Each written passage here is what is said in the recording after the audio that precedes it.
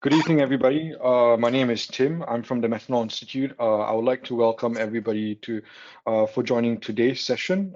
Today, we'll be launching a new report that MI, together with our partners, have drafted, and it will be about the methanol fuel market in China. So the title of the report is Methanol Fuel in China 2020. So today is the report launch. Thank you for joining us. Before we get into the session, there are just a couple of things that I would like to share with everybody on the call for just housekeeping sake. So if you're on the call and you're on that control panel, you see the control panel on your screen, you would see a tab called Handouts.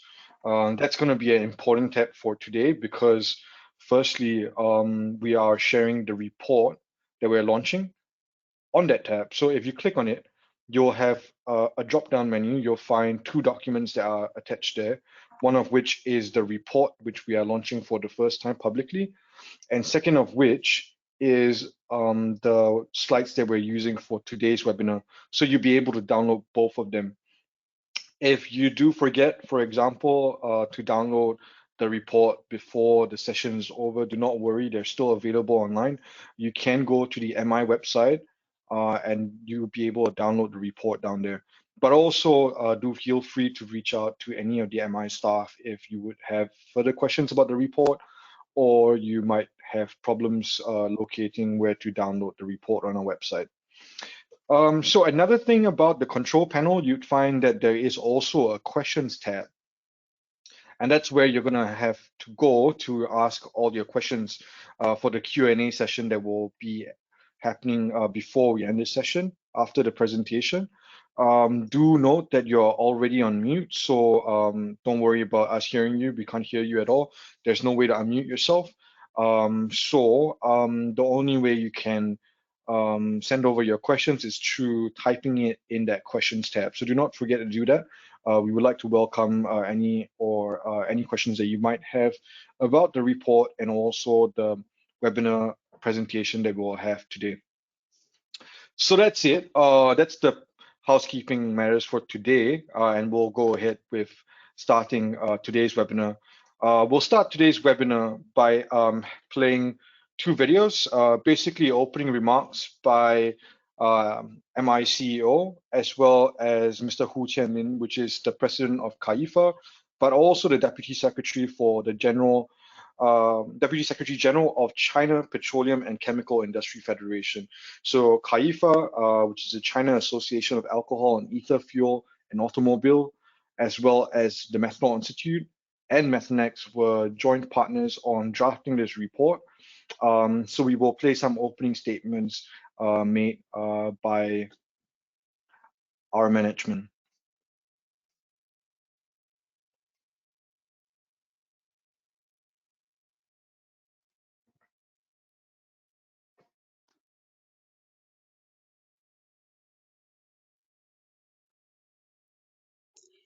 It is my pleasure to welcome you all to today's webinar. I am very pleased to announce the launch of the English version of the Methanol Fuel in China 2020 report. I would like to thank our partners, Methanex and the China Association of Alcohol and Ether Fuels and Automobiles, who contributed valuable time, experience, and in-market insights that led to the successful drafting of this report. They have also been instrumental in spearheading the development of the world's largest methanol fuel market, China. While it is widely known that methanol is used as a fuel in China, little is known about the intricacies of this rapidly growing market. MI and our partners saw the need to have a better understanding of this market. The launch of this report is a culmination of our combined efforts to shed light on how methanol is used as a fuel in China and to highlight the hundreds of commercial enterprises that form this marketplace. China is the most significant market for the methanol industry. It produces and consumes more than half of the world's methanol supply and demand. Methanol has a long history of being used as a fuel in the Chinese market. The country currently consumes 6 million metric tons of methanol fuel annually for mobility and heating applications. That's 2 billion gallons or 7.5 billion liters. The increased adoption of methanol fuels can be attributed to its clean burning properties and the fact that it is widely available and affordable in China. As a clean burning fuel, methanol emits significantly lower emissions than conventional fuels. Methanol has risen to become a promising fuel in China that complies with government regulations aimed at improving urban air quality. The report we are launching today explores the application of methanol as a fuel in China for road transport, industrial boilers, home heating, kilns for glass and ceramic production, and clean cook stoves. As we will hear, the report provides a granular look at the enterprises in these market sectors based on surveys, telephone interviews, and in-person visits by the project team. Methanol-fueled vehicles and industrial boilers have proven superior emission profiles, surpassing the stringent requirements stipulated by national and provincial regulations. Methanol has also safeguarded the health and safety of the kitchen staff in provinces where methanol has been rapidly adopted as a cooking fuel. As a liquid at ambient temperature and pressure, methanol does not require special infrastructure. It is easily stored, transported, and utilized in a variety of applications. Without the need for investments in dedicated infrastructure, methanol can be delivered to end users cost competitively. It is paramount that alternative fuels are safe, as that afford the end user certainty and a peace of mind when switching from conventional fuels. Methanol offers that. The adoption of methanol as a fuel in ceramic kilns demonstrate this. Ceramic producers are starting to adopt methanol as a fuel in their kilns to avoid safety mishaps attributed to other fuels in the market.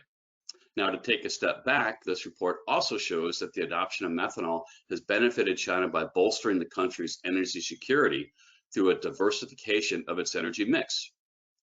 Methanol's increased adoption as an alternative fuel strongly correlates with China's growing energy demands.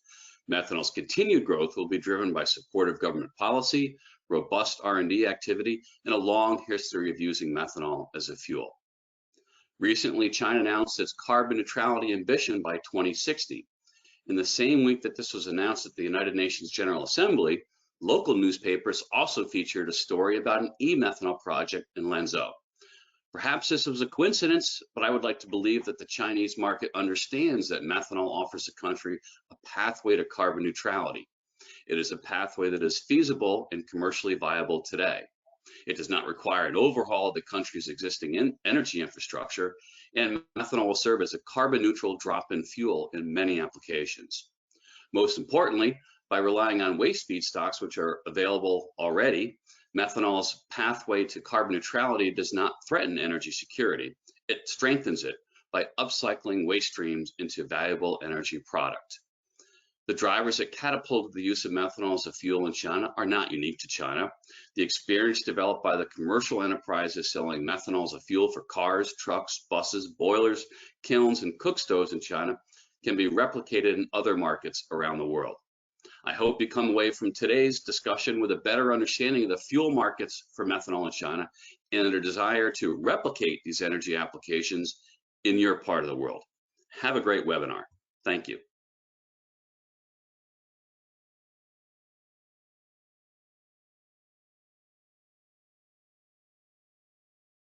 Thank you for watching that.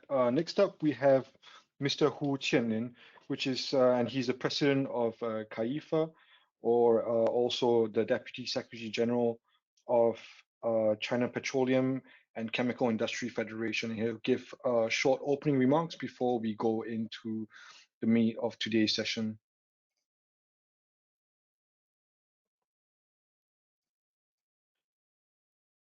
女士们、先生们，大家好。首先，我谨代表纯煤燃料及纯煤汽车专委会对中国甲醇燃料行业调研报告2020年英文版的发布表示热烈的祝贺。纯煤燃料及纯煤汽车专委会是由从事燃料甲醇、燃料乙醇、二甲醚等纯煤燃料、纯煤汽车研究、开发、生产、经营的企事业单位，按照资源平等的原则组成的全国性的社会团体，是从事纯煤燃料和纯煤汽车发展的非营利性的行业组织。按照中国能源发展的战略，发挥会员与政府间、会员与会员单位之间的桥梁和纽带作用，组织协调推动纯煤汽车燃料产业的发展。2021年3月29日，中国甲醇燃料行业调研报告2020年中文版通过线上发布，发布会取得了良好的效果，在线观看人数超过6000人次。那么发布会后，国内很多甲醇生产企业甲醇销售企业以及关注甲醇燃料发展的相关单位积极与纯米专委会联系，希望开展下一步的合作。中国甲醇燃料行业调研报告2020年英文版的编写得到了全球甲醇协会 MI 和梅赛尼斯公司的大力支持。在此，我代表纯米专委会对 MI 和梅赛尼斯公司表示衷心的感谢。调研报告显示，目前甲醇燃料在中国的应用市场是交通燃料和热力燃料两个领域，其中以热力燃料为主。2019年车用消耗甲醇69.5万吨，占全年甲醇燃料总消耗的12.2%，其中 M85、M100 消耗占比72.9%，甲醇汽油消耗占比27.1%。热力燃料消耗甲醇500.3万吨，占全年甲醇燃料总消耗的87.8%。在热力燃料中，灶具占57.9%，采暖、锅炉、窑炉占比42.1%。从地域分布来看，甲醇燃料应用主要集中在陕西、山西、贵州、河北、安徽等重点省份。目前，中国甲醇燃料尽管形成了一定的规模，技术日渐成熟，涌现出了部分细分领域的龙头企业，得到了部分地方政府的支持，但总体上还存在着产业规模小、集中度低、企业规模小、标准体系不健全、政策环境需进一步改善等突出问题，需要在今后的发展中尽快得到解决。中国政府已将绿色发展作为国家的发展战略，并提出力争到2030年前实现碳达峰，2060年前实现碳中和的目标。甲醇燃料作为一种低碳清洁的燃料，其应用领域和推广前景十分广阔。甲醇燃料未来将在船用燃料、工业过渡燃料、农村地区家庭用燃料等领域具有较大的发展潜力。中国是全球甲醇生产和消费的第一大国，未来市场的空间很大。中国政府将进一步的加大对外开放，非常欢迎国际企业来纯米燃料专委会交流，积极寻找与专委会合作的机会。专委会也非常的愿意同国际企业开展紧密的合作，那么通过共同努力来共同建设我们美丽的地球家园。好，谢谢大家。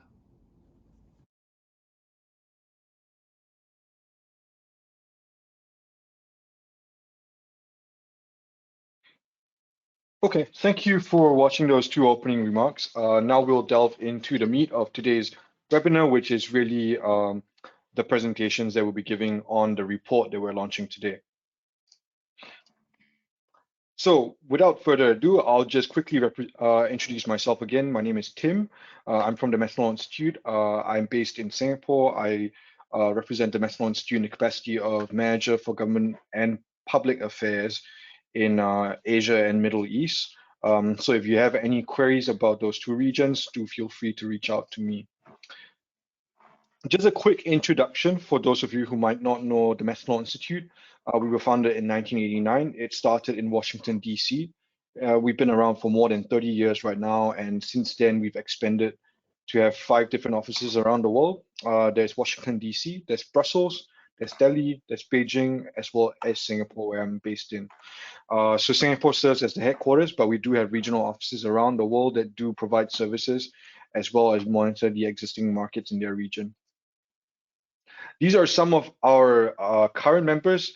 Some of them might be very familiar to you. We have a tiered membership that goes from basically the biggest methanol producers in the world, and trickles down to the smaller producers, then distributors, and then in tier 4 you'd find a lot of technology providers or companies that are developing technologies that use methanol as a fuel, as a hydrogen carrier, in fuel cells, etc. So these is what our membership structure looks like. And generally, just to give you a bit more idea about what MI does, we do really split our work into 4 different committees, which has strong member involvement and member engagement on those fronts. Those 4 different committees are the Marine Fuels Committee, where we do work on a lot of the work that goes behind the promoting of methanol as a marine fuel, but also it does look at the regulatory environment that will enable the adoption of methanol as a marine fuel. So that's the marine front. We do have a market development committee, which looks at the use of methanol as a fuel in a variety of applications, some of which will also be mentioned today in applications such as industrial boilers, cook stoves, fuel cells, etc. And the third committee that we do have is the Global Fuel Blending Committee, which looks at methanol's use as a road transport fuel, either as a blend with gasoline or methanol neat. And the last committee that we have within the MI4 is our Product Stewardship Committee, basically looking at how or looking at the best practices of using, storing, and moving methanol around to avoid any accidents. So this is the work that we do, and that was a quick overview of what we do at MI with our members in the methanol industry.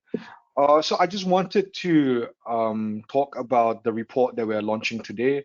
As mentioned earlier, it is available for download on your control panel. Just click on handouts and you'll be able to download this report, which is the Methanol Fuel in China 2020 report. What I was going to say was basically to give you a quick introduction to why this report was drafted. So MI, with its partners Methanex and Caifa, found that the methanol fuel market in China was a rapidly growing market, but there was a lot known in terms of what was being done to adopt methanol as a fuel. But in terms of how much methanol is being used and in which applications methanol is being used as a fuel, those details were basically, we didn't really have that information. So there was a need to conduct some research to have a better understanding of this growing market. And it is significant because China is also the biggest methanol market in the world.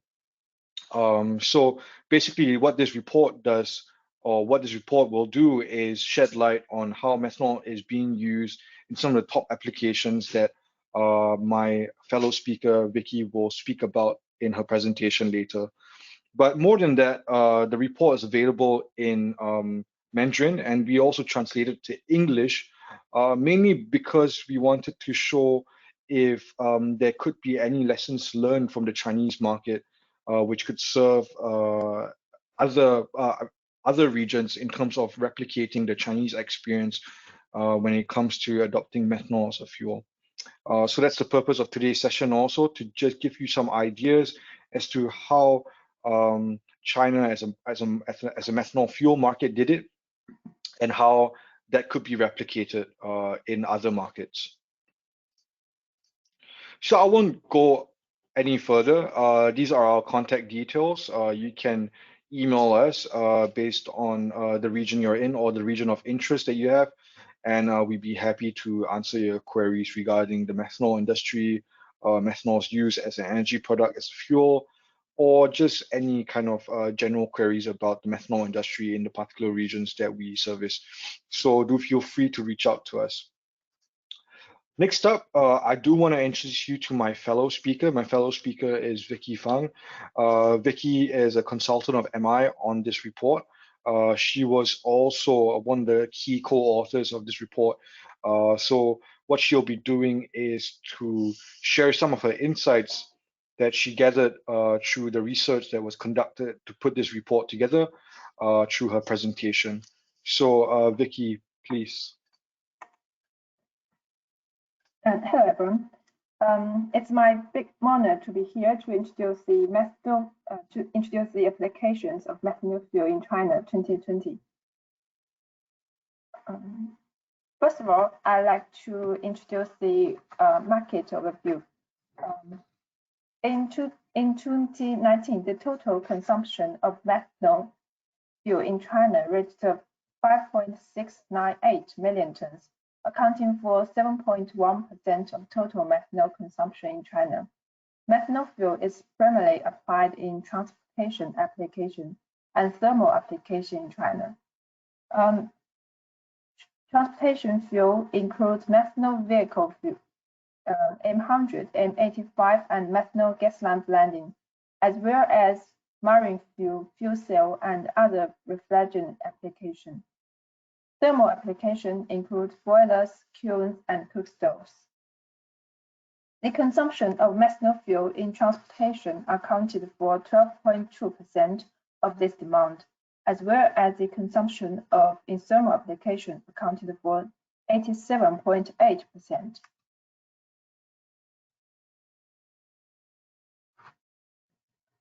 Shanxi, Shanxi, Guizhou, Henan, and Anhui provinces were dominant market for methanol fuel, accounting for 41.4% of total consumption. We can see the next map first. Let's see the location of the map. Shanxi, Shanxi provinces are in the west of China. Guizhou is in the southwest of China. Henan, Anhui are in the middle of China.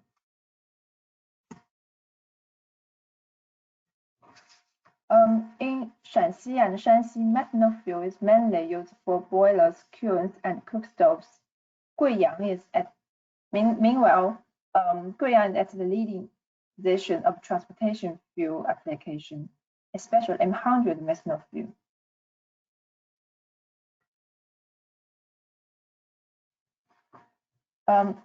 Then I'd like to introduce the transportation application.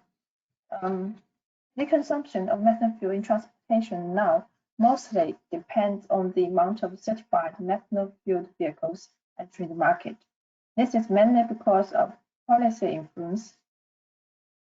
In March 2019, guidance of developing methanol vehicles applications in some parts of China launches pilot projects of dedicated methanol vehicles in Shanxi, Shanxi, Guizhou, and Gansu provinces to speed up the development of M100 vehicles.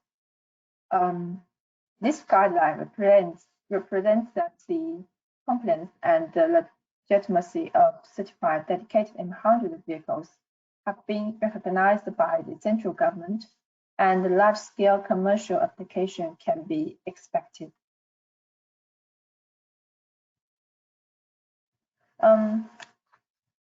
Besides the policy influence, environment demand is also another reason. Clean fuel is largely demanded in the market with the consistently increased vehicles in China. The latest population in China is over 1.4 billion, an annual average income of just over $10,000. The number of vehicles per capita in China is still much smaller than the other countries with same GDP. Online shopping has rapidly and widely expanded from urban to rural, which promotes the boost of diesel trucks. So, as an environmentally friendly, safe, and reliable fuel, methanol fuel has been verified by large-scale applications and has gained special attention from the government and been generally accepted by the market. M100 methanol fuel had a rapid development in some specific regions, with the total amount of 19,401 methanol-fueled vehicles in China by the end of the year 2019. The total consumption of all transportation fuel, gasoline blending, M100 and M85 methanol fuel reached to 0.695 million tons, accounting for 12.2% of methanol fuel demand.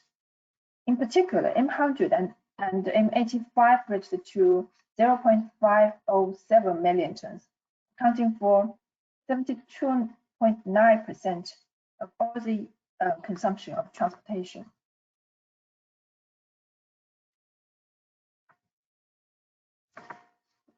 Okay.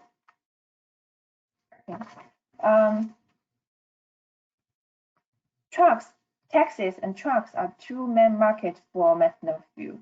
The population of methanol fuel taxis in Xi'an is 8,124, accounting for 0.1% of total amount of taxes in Xi'an, while the statistic in Guiyang reaches to 13,052, accounting for 79% of total amount of taxes in Guiyang.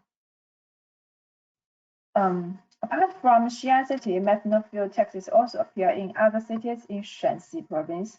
So we can see on the picture. Gansu province also released an action plan in 2019, which plans to gradually deploy 10,000 methanol taxis totally in the market during 2019 to 2025.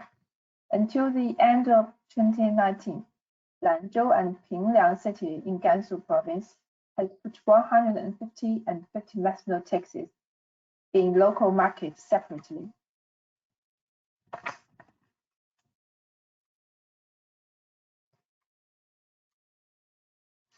Then moving on to trucks. Trucks, especially heavy-duty trucks, are a market for methanol fuel in the future with great potential. The pollution caused by the emissions of trucks has come under criticism for years. The central government has been upgrading the quality standard of truck fuel and calling for clean fuel substitution to diesel fuel. Shanxi Heavy-Duty Automobile, Chinese Heavy Truck Company, and Hualin Xinma Automobile Company have already developed methanol diesel dual-fuel heavy-duty trucks. In 2019, Geely Auto Group also launched M100 trucks with price from 353 RMB, which is only around 5% higher than traditional diesel trucks. In the meanwhile, battery electric trucks are reported from 1 million RMB. Geely also promises the endurance mileage of its M100 trucks can achieve 1,500 kilometers with standard filling. This picture is from a truck review web. It is Geely Yuancheng M100 methanol fuel truck. It was taken on a mountain with about 500 elevation, or 5,000 elevation.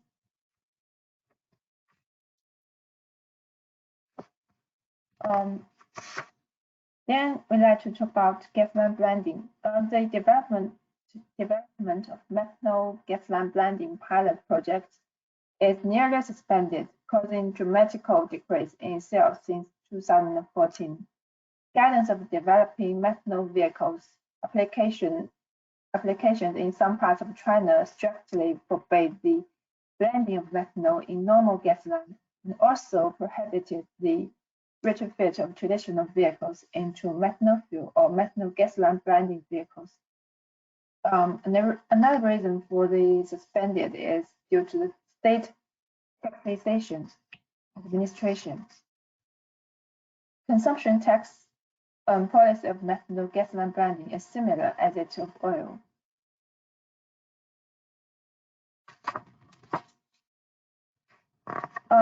Then moving on to thermal application. The largest methanol fuel segment in China is for thermal applications, namely boilers, kilns, and cook stoves.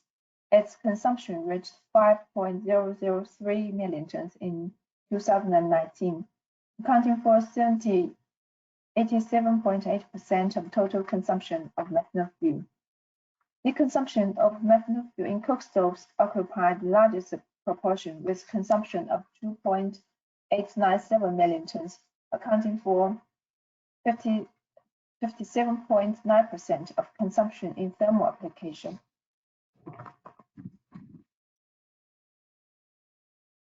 As we can see, Shanxi, Shanxi, Henan, Anhui, and Guangdong provinces are the places where methanol fuel gains most popularity and widely used in boilers, kilns, and cook stoves. The consumption of these 5 provinces made up 40.8% of the overall consumption in thermal applications in China.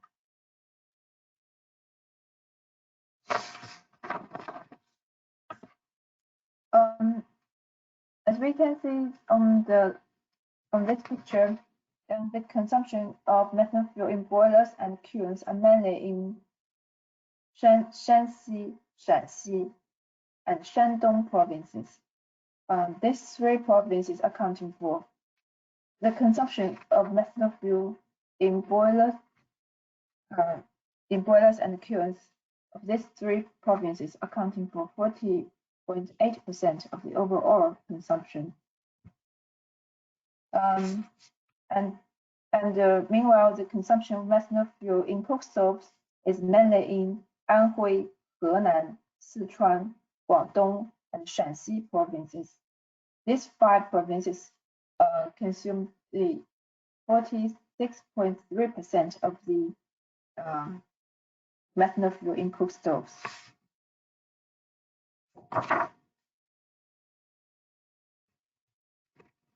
Boilers include the industrial boilers, hot water boilers, and household furnace. In the publication of Winter Heating Plan in Northern China 2017 to 2020, the central government directed that by 2021, clean heating rate in Northern China shall reach 70%, and 0.15 billion tons of coal should be replaced. So methanol fuel can benefit from this circular. Currently, companies in China have already developed 35 steam turbines of methanol fuel burners and large steam turbines, methanol fuel and natural gas blending burners. Wuhan methanol furnaces have appeared in the market in recent years. Heating from these units can cover an area of 2,400 square meters at most. This heating system can be widely used in such places as family residence, offices, and small hotels. The advantage of Wuhan methanol burners are significant, such as easy installation, low capital costs and maintenance fees, quick temperature rising, and so on. Some local governments have introduced financial subsidies for house burners to encourage people to install the methanol fuel burners instead of coal burners. Here is an example. Jingzhou city is located in Shanxi province and is rich in coal. It is one of the most serious polluted areas in China. Local government initiated a pilot project of replacing coal with methanol fuel in 2018. The government totally invested around 10 million RMB and retrofitted 93 boilers, covering 200,000 square meters of heat area.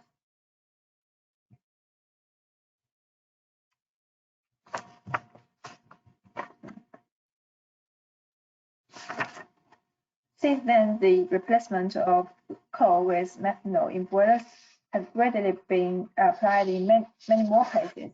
It is reported that the retrofitted methanol fuel boilers have effectively improved the environment in Jingzhou, with reduction of 12,000 tons, so 385 tons of sulfur dioxide, 350 tons of PM, and 36 tons of nitrogen oxide. It has brought a significant result for urban air quality in this city. China measures air quality on a scale from 1 to 3, representing good to poor days. In 2018, this city recorded fewer days at level 3, with 210 days at level 2, versus only 183 days in 2017, which is the most remarkable improvement in the whole province.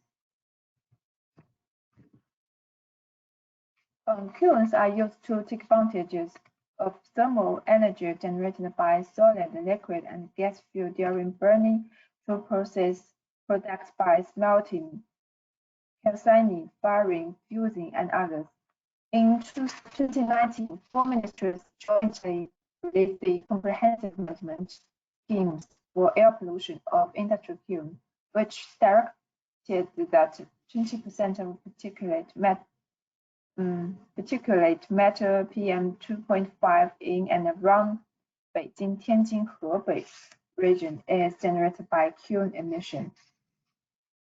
A large number of kilns in China are antiquated production facilities with high energy consumption and serious pollution. As a result, there are urgent and huge demands for clean energy retrofitting of kilns in China.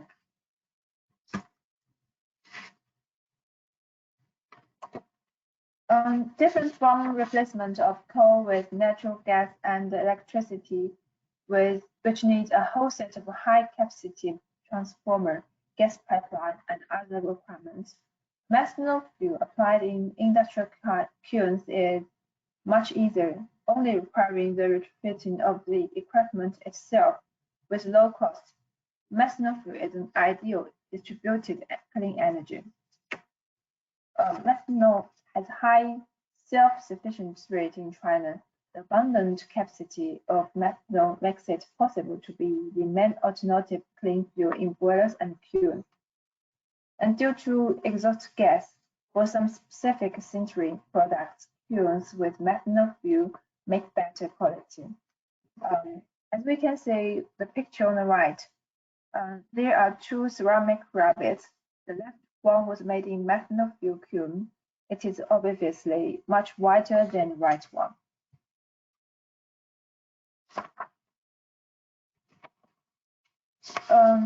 In 2019, methanol fuel cook stoves occupied the largest methanol fuel market, with consumption of 2.89 million tons, accounting for 50.8% of total consumption.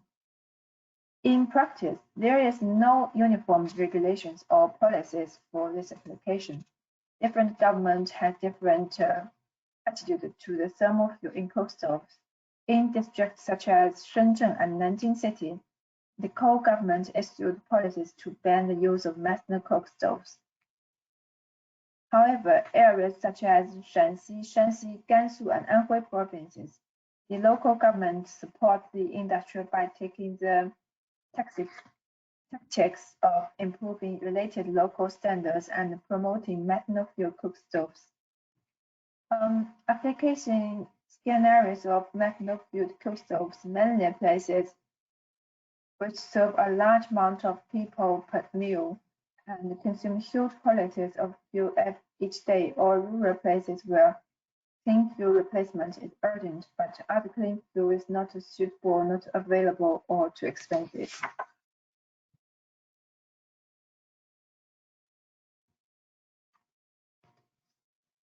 Here is another example.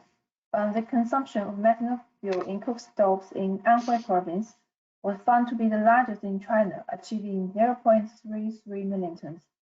This may be because Anhui Shenbao is the biggest methanol fuel cook stoves producer in Hebei City. Intelligent methanol fuel cook stoves from Shenbao as the industrial benchmark for the market. The system includes methanol fuel safety monitoring system with international pattern, electrical vaporizing burner sensors for gas leak, electric leakage, temperature, voltage, and so on. With the aid of big data and cloud computing, the information from individual customer stoves is fed back to the central control room of Shenbao through IoT, so that the formation and transformation of potential hazards during storage, transportation, delivery, customer using, and the refilling can be detected. Besides the application of taxis, trucks, boilers, kilns, cook stoves, inland waterway transportation probably will be the next potential niche market for methanol fuel. China has improved the emission requirements of inland waterway ships. It is no doubt that clean fuel will be largely demanded for ships. As the first methanol fuel ship in China, Jianglong, was launched in 2019, methanol fuel in marine application has started a new chapter. Of course, the research of methanol fuel in fuel cell and other fledgling applications also have a big step in recent years. In conclude, at a time that President Xi announced that China will achieve carbon neutrality by 2060 at the general debate of the 75th session of the UN General Assembly in 2020, we do believe that methanol fuel will move on to a new stage in China. So that's all my presentation. Team.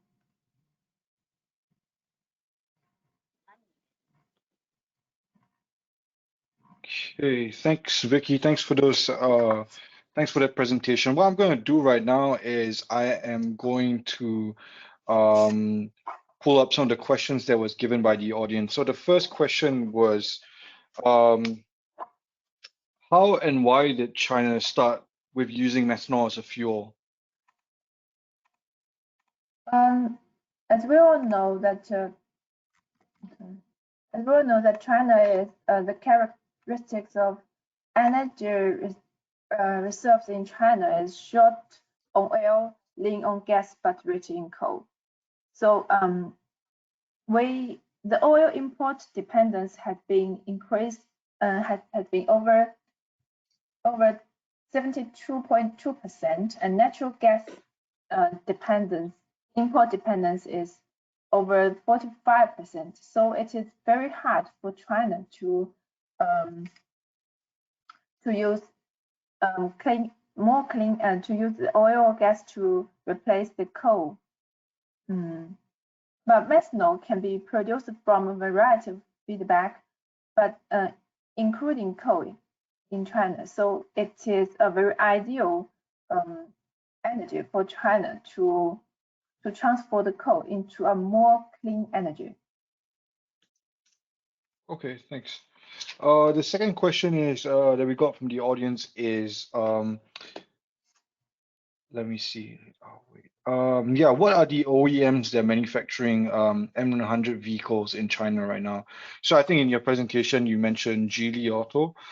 Can you highlight some maybe other OEMs that are also in the M100 manufacturing space? Yutong company. It is for the buses. Let me see. Is there another company? I need to say the name. It's for the it's FAWJY Energy. Right. Yeah. It's for the heavy duty engines. Okay. Yeah. I think yeah. So we'll because we got that question from the audience, what we'll do is that we'll reply your question also, so you have a record of some of these companies if you are interested in reaching out to them, or if not, do feel free to reach out to MI staff, because we do know some of these companies, and we would be happy to forward your interest to them if there are any. So yeah, I think that there were a couple of things that you're talking about today, Vicky, and the first of which was that there are two main application categories that constitute the methanol fuel market in China. The first of which is methanol fuel for mobility, basically transportation. And the second category, I would say broadly, is the category of thermal applications. So methanol fuel being used to create or generate heat. From what we understood, the transport market started using methanol fuel first, so it has a longer history with methanol as a fuel. But it seems like from the report data that the heating or thermal applications overtook the transport sector in terms of methanol fuel consumed. Do you know why this is so? In my opinion, I think it may be it's more easy to use during the thermal application, because they just need the simple equipment, and it's easy to produce, to test, and for the security check. But the automobile is more complicated problem, and it's So I think it maybe take more time to do the research. Right. Okay. Yeah, and so I think there was a follow-up question on that front also, when it comes to the mobility front, which is basically road transport, right? You're talking about taxi fleets as well as heavy-duty trucks, so basically more commercial in application. But is there a foreseeable future where methanol's adoption, or we will start to see methanol being adopted as a fuel in basically consumer passenger vehicles? In my opinion, I think it need to take a lot of time, because we now only have because we now only have Geely to produce the automobile M100. So for the personal passenger, they may need more vehicles to choose. Like they need to color the inside, the color, the design, and there are many reasons for to choose vehicles. But now we can't feed that demand. Okay. So the next question from the audience is, it is related to production. So maybe not really the focus of this report, where the report really goes into consumption. But I think it's worth asking this question also because it's highly related to the point that you made, as well as Mr. Hu in his opening remarks when we talked about how methanol will continue to play a role in China's future energy mix, despite the 2060 targets for carbon neutrality.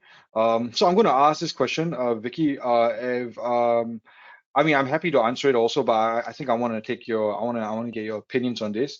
And the question is any carbon capture used in methanol production at the moment, or is it high carbon from coal at the moment? And then the follow-up was, or maybe with carbon capture and green hydrogen later, for example. So do you have any thoughts on that? Yeah, I think Kai will answer this question. Sure. Actually, no, I think I'm happy to maybe give my thoughts, and we do also have my colleague Kai Zhao, who would be able to add on to that. So yes, there are a couple of projects that are actually there is one project already utilizing green hydrogen. Basically, that green hydrogen comes from the electrolysis of water with solar energy. So that's a demonstration project at the moment that's ongoing. And the second one is a project that was announced a bit more recently, where carbon capture is also a possibility. Kai, do you want to add on that? Yeah, Tim. So in China, generally, if the methanol is from a coal gasification, it's definitely associated with even a larger amount of CO2 emitted from the process. But the things is getting better as we have noticed that in the coking industry, so our member CRI is now licensing its technology in the coking process to utilize CO2 to directly hydrogenate it to produce more methanol in the process in the combination of LNG production. And also we have like a dedicated P2 methanol project in China, although it is a pilot with annual production of 1,000 tons per year, but it's a good start. I know the second phase for that project, that would be 100,000 tons per annum. And also the Chinese government is now driving the industry to reduce carbon emission from the methanol industry from the future China ETS system. Thanks, Kai. Okay, so next up we do have another question here, which is based on the 2019 numbers, so I guess the numbers that we got in the report, do you think the COVID pandemic could drag down those demand probably in 2021 or in the near term, maybe next year and the following year? So what's the point? What's your point of view for the growth rate in 2020 and 2021? I think I'll open up this question to both Rachel and Kai and see if you guys want to have or if you guys have any thoughts on that. How would the COVID pandemic? Yeah, so we have different few segments in the report as we identified in the first study. So we have kept a close look at the market. So in 2020, due to the COVID, so the market for cooking application is shrinking largely because of the quarantine policies in China. So most of the restaurants and public catering places are closed. So, but the Chinese government is taking a normal procedure and the measurement for people to live in the pandemic time. So I think the catering industry is getting recovery from even from the second half of last year. So I don't think it will be a huge decrease of methanol in cooking industry in 2021, and even from my side, I think it will be a slightly increase. And for other thermal applications, like for boilers and the kiosks, as you know, for boilers, it is actually again divided into two segments. One is like for winter thermal application for heat generation. So this is like a rigid demand. So we don't see that that market will be decreased. And for other applications like using boilers, like for manufacturing. So from the second half of 2022, we have observed the Chinese economy is getting back. So for example, the methanol is used for ceramic sintering, and all the ceramics products are manufactured in China and exported to other countries. So we see this market is growing from this year. So the Chinese companies of the methanol kiosks is looking at more market opportunities in other boiler companies for manufacturing. And also for transportation sectors, you know, in 2019, when we drafted this report and did our survey, the total number of methanol cars is less than 20,000 units. And now in 2021, so the methanol cars in China is around 30,000. So we definitely see another increase of 100 fuel for transportation. Thanks, Kai. Thanks. That was very insightful. So I think the next question is actually quite similar to that question. I mean, I do note again that this report does not really delve into market projections for the coming years. It really was to understand where we are right now in terms of current usage and current demand. But based on your experiences on drafting this report, what are your thoughts on what the size of the market could look like for this year, for example, 2022? So the last number that we had in the report was, I think, somewhere in the range of 5.6 million metric tons of methanol consumed as a fuel. So what would it look like for 2021 or 2022, going by the different areas of growth that you highlighted just now, Kai? You know, last year is very special. So this year we see like a strong recovery. So how much of the recovery can achieve is also a very interesting question for us. So that's why I think it's a necessary role of MI to continue this study in the future. I don't have a specific number for the market this year, as we only spent really less than a half. But my estimation is we shall see another growth of that market in this year. Okay.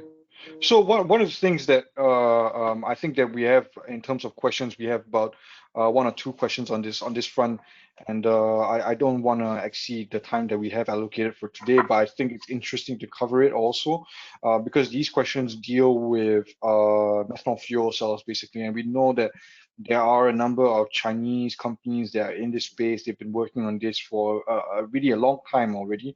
And if anything, they might also be exploring the technologies outside of China.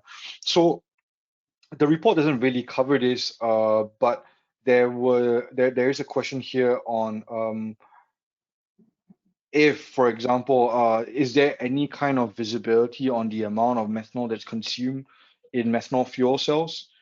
This is both DMFC, direct methanol fuel cells, or RMFCs, reformed methanol fuel cells.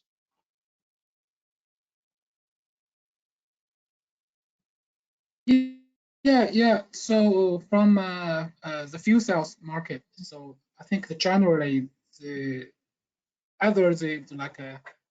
direct hydrogen fuel cells or methanol fuel cells are still in a very, very low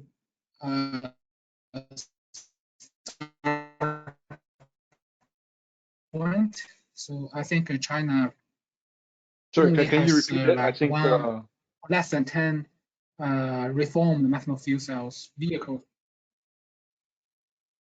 I think you know, at the present time only Palcan produces a number of reformed methanol fuel cells vehicles, whether it's on practical use or in a test stage. So it's not really taking up in this year, or but we see this as a strong growth in the future, either as like for the commercial vehicles, because now Chinese government is providing subsidies to the fuel cells vehicles, and the methanol has a strong advantage of the feature of a hydrogen carrier comparing to other hydrogen storage methods like compressed hydrogen or even liquid hydrogen. So any vehicles using methanol as a hydrogen carrier shall have a great advantage of cost savings. So we have understand that there are several initiatives from Palcan and also DICP and other MI members are looking at this market. So in the future, we see the fuel cells market for methanol applications will be a rapid growth. Thanks, Kai. So I think just a point for clarification, and that is that, so if, for example, today you were to use a reformed methanol fuel cell in a car in China right now, would it be already considered a new fuel vehicle, a new energy vehicle? Would it be considered something that is sort of sustainable and can qualify for grants and subsidies on the consumer side? Yes. So the definition of a new energy vehicle in China is by its powertrain. So the fuel cells, because it's electric power, so it's classed in the new energy vehicle. This report mainly talked about 100 vehicles, that is internal combustion engines. So this is classified as alternative fuel vehicles, which is not in the umbrella of new energy vehicles in China. Okay. Is there possibility for you know that to happen in terms of M100 vehicles being classified as new energy? Because I mean we talked about how there's the 2016 carbon neutrality targets. We also talk about how methanol can be produced renewably, and there's already a project in China to do so. Would that at some point, do you think maybe regulators would come in to say that we can broaden the definition of what a new energy vehicle looks like to take in carbon neutral fuels produced from sustainable feedstocks? Yeah, Tim, I think this is very possible in China. So every government, ministries, and local government at provincial level are now looking at how to achieve the top level calling for carbon picking and neutrality. And if we look at the fuel market right now, so it is still very, very hard to replace fossil gasoline and diesel in the transportation sector. And this is represent about very, very big, like over 90% of the fuel market in China. So what can be achieved like by 2050 or 2060? The potential choices are only like electric, hydrogen. I mean, hydrogen as a gas, and ammonia and methanol. From all those fuel types, methanol has a unique feature of liquid and has very high energy content comparing to battery and pressurized hydrogen. So okay. If in the future the government would like to achieve carbon neutrality in the transportation sector, which is now represent about 10% in the carbon emission structure in Chinese total carbon emission, we definitely need a huge reform, which means we need another policy reform in the future to help the industry to grow. Thanks, Kai.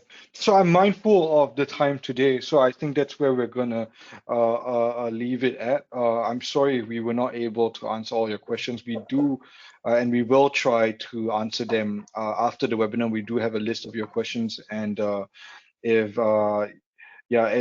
you have further questions also, and you were not able to ask them during this webinar, or even if you've asked them but we have not been able to answer them, do feel free to reach out to me. Email me and I'll forward your questions on to our speakers and presenters. So just one more reminder before we all log off, and that is to not forget to download your copy of this report in the handouts tab on your control panel. So click on it, there's a drop down menu, you'll be able to download the handout down there. So if that's it, I would like to thank everybody for taking the time to join us on the webinar today. And I wish you all the very best. Take care, and I'll see you soon.